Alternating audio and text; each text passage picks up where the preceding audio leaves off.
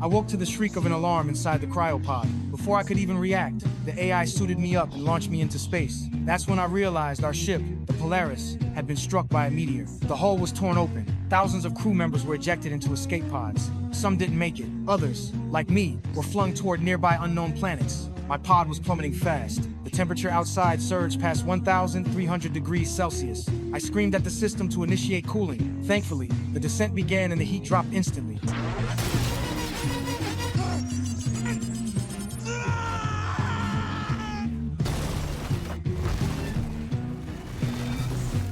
I landed. I tried to climb out, but the pod flipped, tearing my suit. I grabbed a sealant and patched the breach. Oxygen remaining, 42%. I called out to my AI assistant, Leonard, and told him to locate the Polaris. Then I saw the fireball streaking across the sky. I zoomed in. It was the Polaris. It had completely crashed. The explosion shockwave slammed into me. I hit the ground hard, but wasn't hurt. Leonard updated me. The Polaris had traveled 2.48 trillion kilometers from Earth. We were still far from our destination, and this planet, totally unknown. I was the first human to set foot here. Technically, I had the right to name it, but I wasn't in the mood. I just wanted to go home. I activated the comm system and started calling out to my teammates. I kept calling until I was exhausted. No response. Leonard cut in. Oxygen levels here were only 2% of Earth's. If I didn't find a source soon, I'd suffocate. Panic hit me like a freight train. I had to pull myself together. Had to find hope before the oxygen ran out. I wandered the wasteland. Sandstorms everywhere. My suit began to malfunction. Alarms blared non-stop. Despair swallowed me whole. I stared at the empty horizon, then spotted a faint blue light in the distance.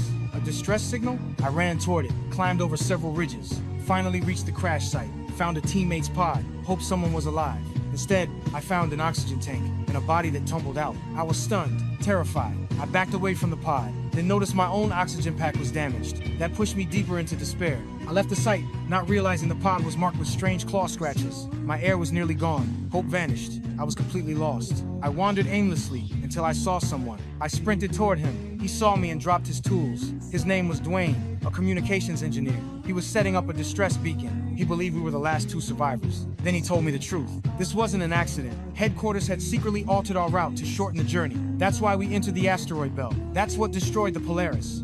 From now on, our mission was clear. Get back to Earth. Dwayne said the launch system still worked, but it would take 8 months to send a signal. Rescue, 2 years. My heart sank, but I helped him install the beacon anyway. Just as I crouched down, a shadow swept in. It grabbed Dwayne. I didn't see it happen. I had just connected the wires. Turned around, he was gone. Leonard reported. Oxygen level at 36%, 4 hours left. I ran a system scan, found a supply pod near the crash site. It had oxygen, but it was a 3-hour walk.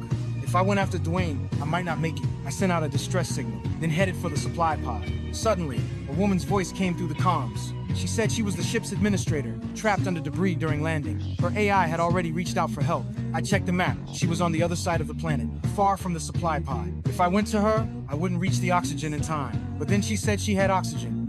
I have enough oxygen for the both of us, and that'll buy us time to figure out what to do next. Faced with an unknown supply pod, I made my choice. I went to find her.